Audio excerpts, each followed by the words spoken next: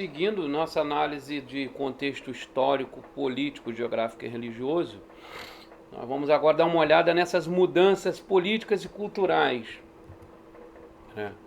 4 séculos de mudanças políticas. Então, há um período, o primeiro período, que é o chamado período persa, de 432 até de 430 até aproximadamente 332. Depois nós temos o período grego, né, que é o período da helenização, de 331 até 1607 a.C. Né?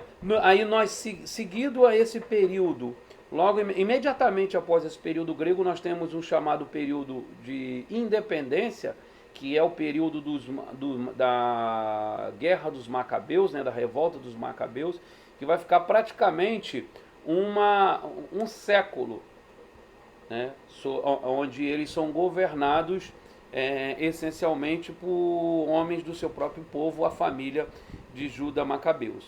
Aí, após o período de independência liderados pela família dos Macabeus, nós temos o quarto período, que é o período romano. Então, nesses 400 anos, houve essas 4 fases, né? Houve o período de domínio persa, que é o período imediatamente, né, imediato ao exílio, né? Eles retornam do exílio, mas eles retornam do exílio numa terra que é dominada pelos persas, né? É dominada pelos persas, que tinham eliminado os cativos de Judá. Retornam para a terra, mas eles não são mais donos da terra, né? Eles são vassalos. Depois os persas são vencidos pelo movimento, né, o avanço de Alexandre o Grande, que conquista, né, todo o império, né, que conquista toda aquela área, né, derrota os persas. Mais à frente a gente vai verificar um pouco mais de cada um desses períodos, tentar compreender um pouco melhor cada um deles, né? Lembrando que esses movimentos não resumem o que significa a plenitude, mas são movimentos que antecedem, são movimentos da história conduzida por Deus, que prepara o momento ideal, a plenitude do tempo. Então, o primeiro período é o período grego, como nós falamos, sob o domínio dos egípcios, os Ptolomeus. Depois da morte de Alexandre o Grande, seu império foi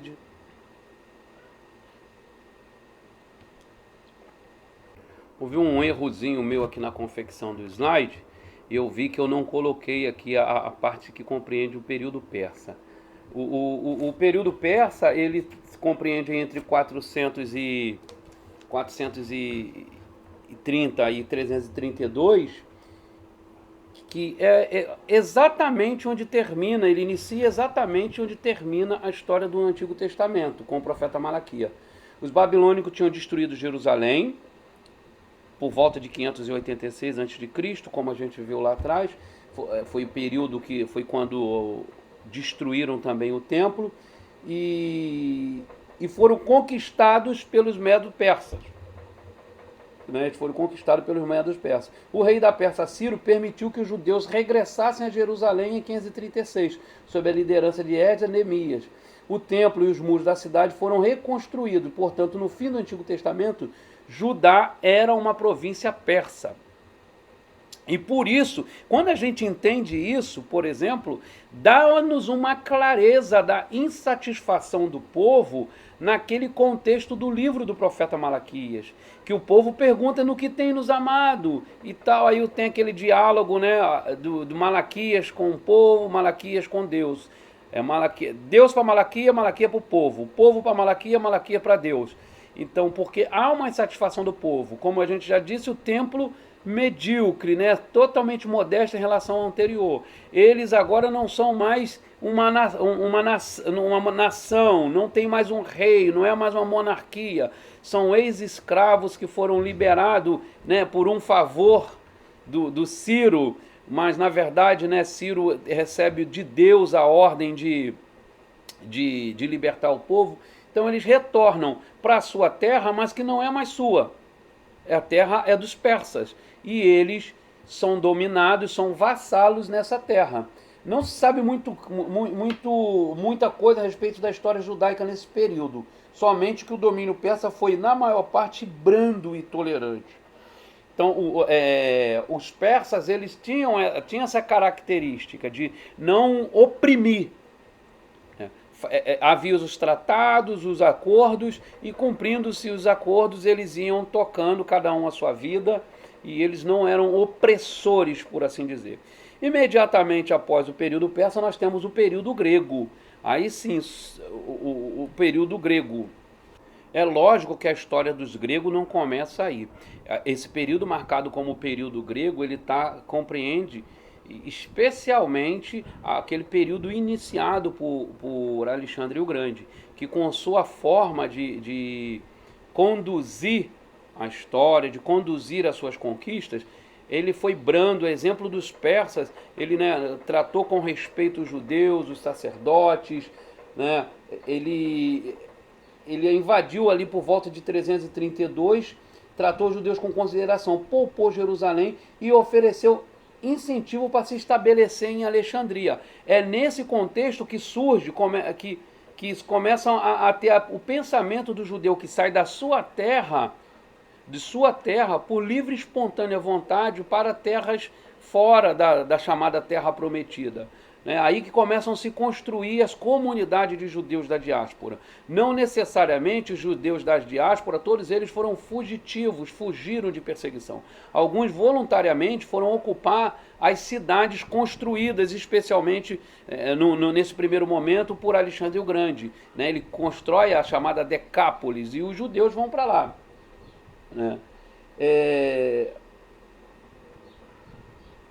Ele se estabelece em Alexandria, no Egito. Alexandre fundou cidade grega em todos os domínios que conquistou, com o intuito de disseminar a cultura e o idioma gregos em todas as partes do mundo. Depois de um breve reinado, morreu em 323, aos 33 anos de idade. Curiosamente, a idade que a gente aponta, né, como a idade de Cristo. O seu império não perdurou, mas o seu sonho sim.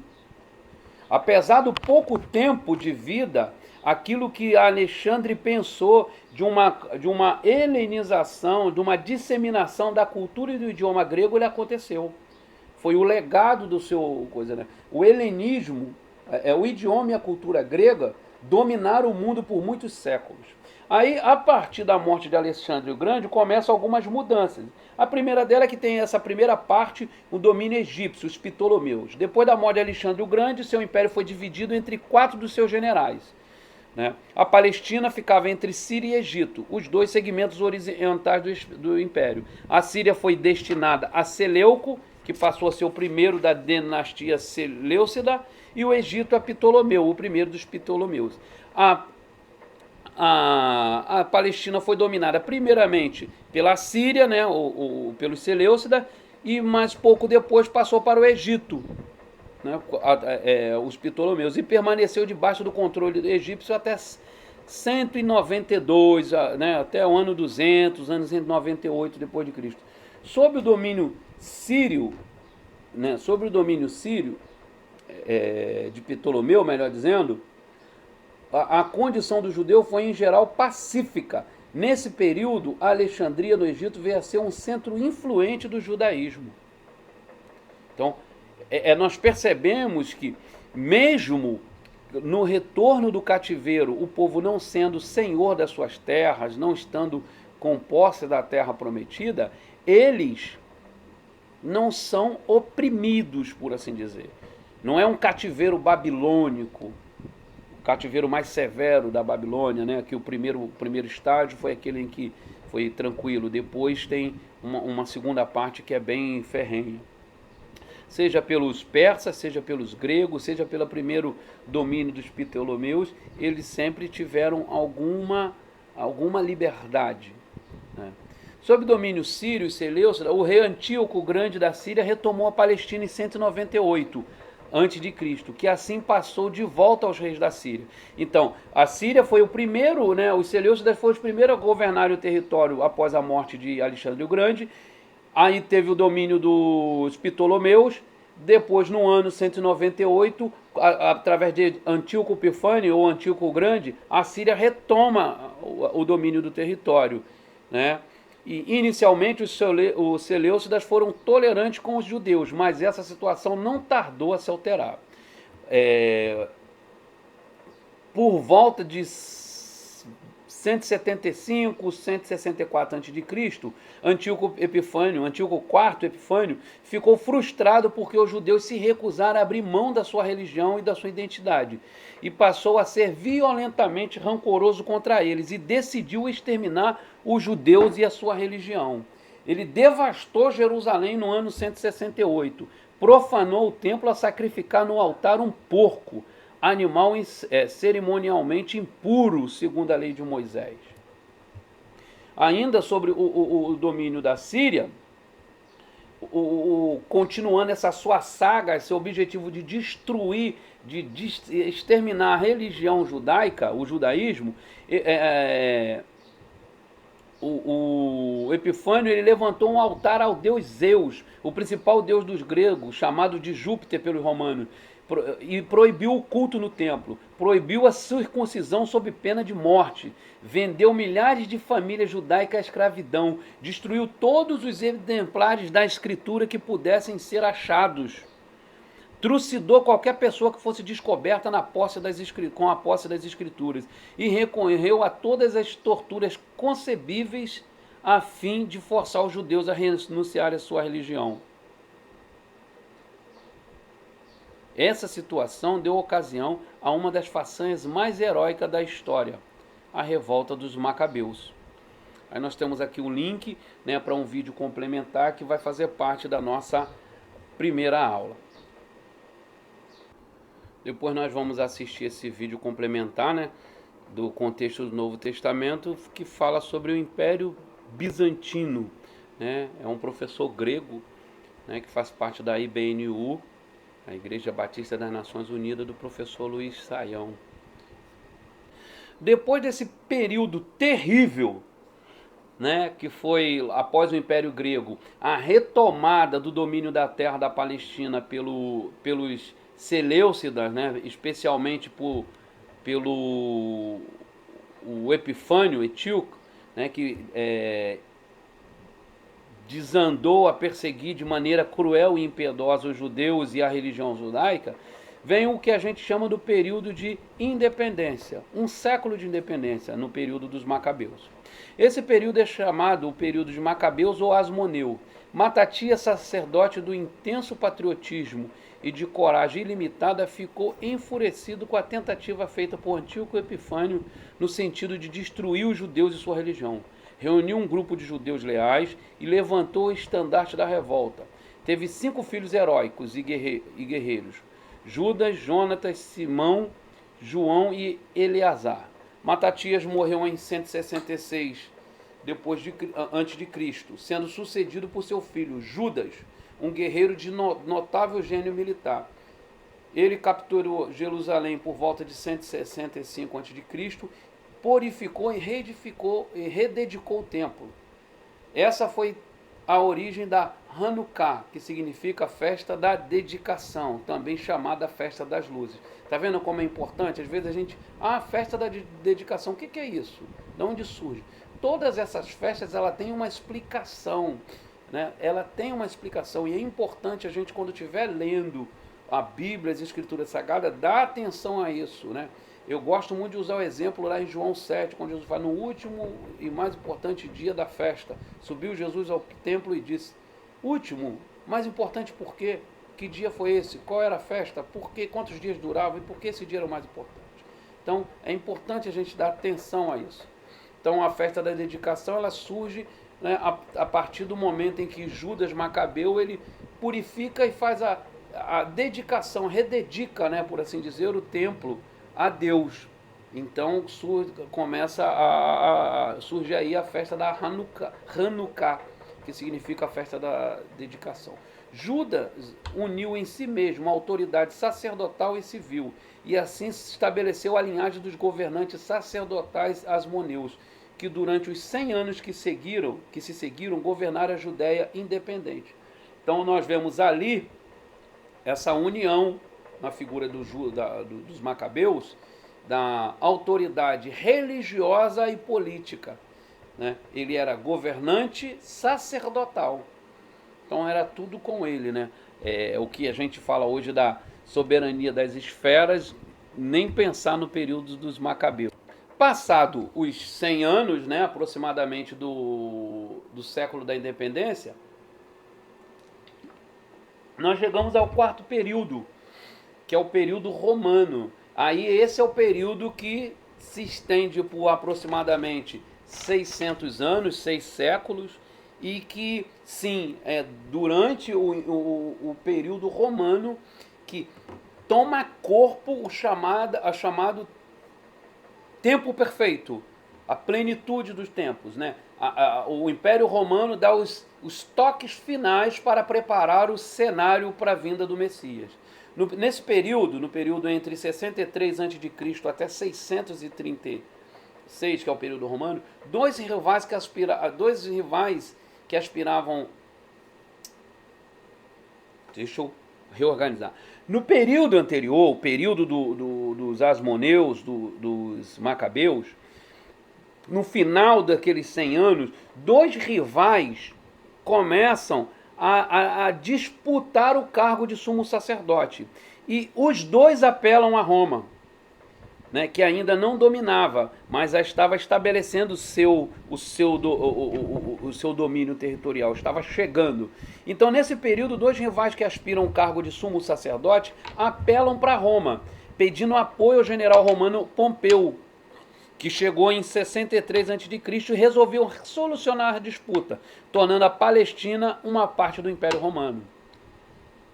Antipater, um idumeu edomita, descendente de Esaú, foi nomeado governante da Judéia.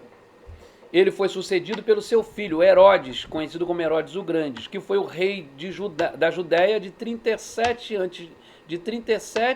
ao quarto ano antes de Cristo. Então, esse Herodes o Grande, há uma discussão, mas tudo leva a crer que esse Herodes era o governante no período que Jesus nasceu. Porque há uma confusão nessa contagem, que quando começam a contar depois de Cristo, os estudiosos afirmam que Jesus já tinha 4 anos. Jesus já tinha 4 anos. Então, Herodes morre 6 anos, algo assim, não é 4 não, 6 anos. Herodes morre 4 anos antes da contagem começar.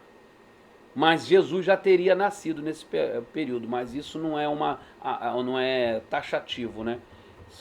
São apontamentos. Herodes era um político astuto que conseguiu conquistar o favor dos judeus. Um dos meios que ele empregou para isso foi reconstruir e expandir o templo com beleza espetacular. Esse é o templo de Jesus, o templo do período de Jesus, em que os discípulos falam, olha o magnífico templo, magníficas pedras, e Jesus fala, olha, isso vai virar sucata, vai virar aterro, vai virar entulho, né? Então Herodes constrói um templo espetacular. Então aqueles judeus que andavam entristecidos, né, aquele templo pobre, que não, além de ser pobre, foi profanado por Epifânio, aquela coisa toda, e Herodes vai e investe, né, a sua política de investir para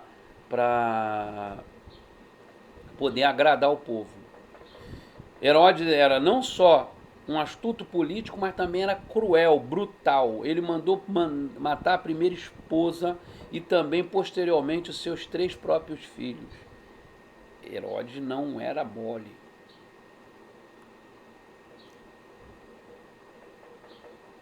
Agora, as mudanças geográficas. Nós falamos das mudanças políticas, né? Os governos que se sucederam dominando o território da Palestina. E agora nós vamos falar um pouco da geografia da Palestina, né? É muito bom quando a gente consegue ter uma noção geográfica, né? desse período. Eu vou deixar, para o vídeo não ficar muito longo, nós vamos falar dessas mudanças geográficas no próximo vídeo, ok?